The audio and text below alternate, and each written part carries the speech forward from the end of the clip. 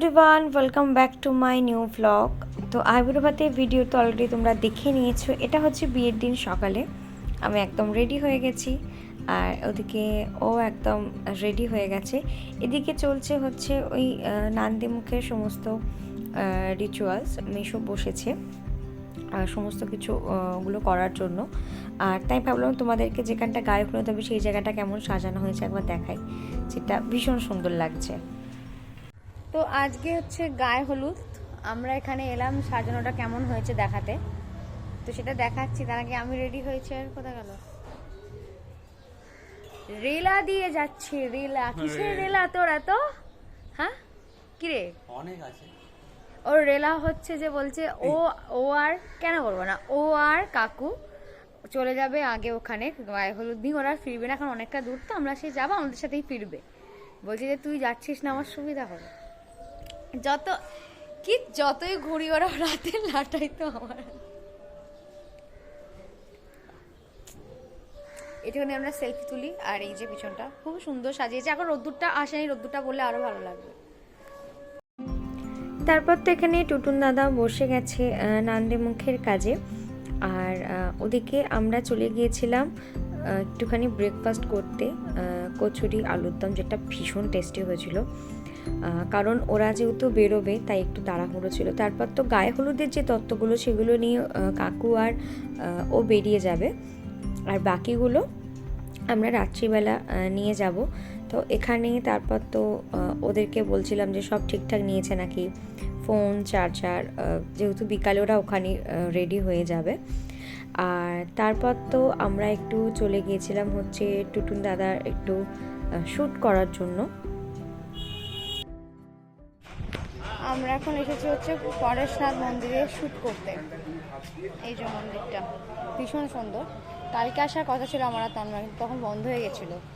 আজকে দাদার শ্যুটের জন্য এসেছি।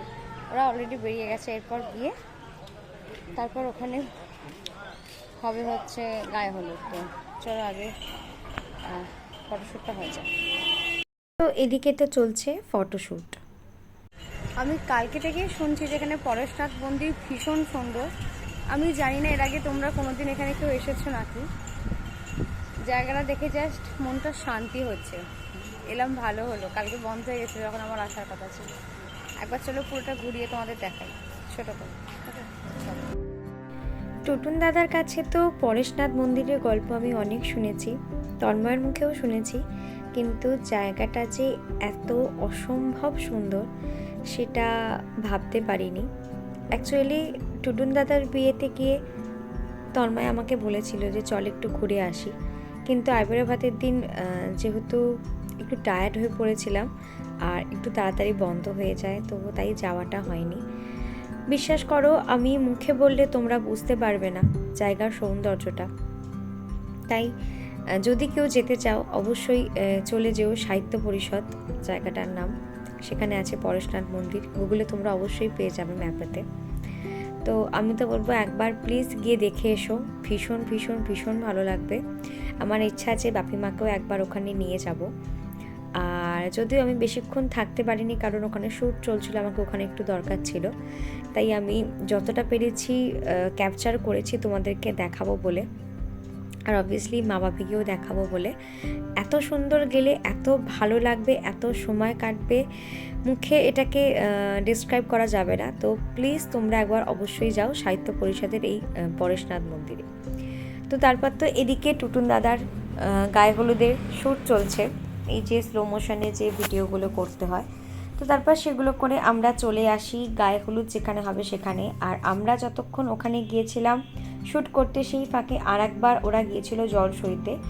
ওখানে নিয়ম আছে 3বার জল সইতে যেতে হয়, গঙ্গা নিমন্ত্রণ, অনেক কিছু আছে, বাট আমি ওখানে যাইনি, টুটুন দাদার সাথে গিয়েছিলাম। তারপরে তো ওখানে রিচুয়াল যেটা হয় যে আইবুড়ো মুখ ভাঙলাম এসবগুলো। আর তারপর তো গায়ে হলুদের মেন রিচুয়ালস। অ্যাকচুয়ালি গায়ে হলুদদার ঠেকিয়ে অলরেডি চলে গেছিলো কাকু আর তন্ময় নিয়ে, কারণ ওখানে যেহেতু শ্রেয়ারও গায়ে হলুদ হবে। বাকি তারপর যে ফটোশ্যুট যেগুলো করা সেগুলো আমরা এখানে করছিলাম। এই যে আমিও একটু ছবি তুলছিলাম, একটু ভিডিও করছিলাম।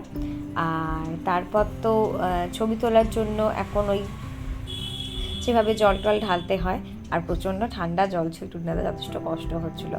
তো সেসব করে আমি চলে গেছিলাম এদিকে রেডি হতে। আমি লাঞ্চ সেদিনকে করিনি বললেই চলে, কারণ শাড়ি পরা চুল বাঁধা বাকি ছিল। তো যাই হোক, বাকি ভিডিও আসবে পরের ব্লগে। ততক্ষণ অবধি সকলে ভালো থেকো, টাটা।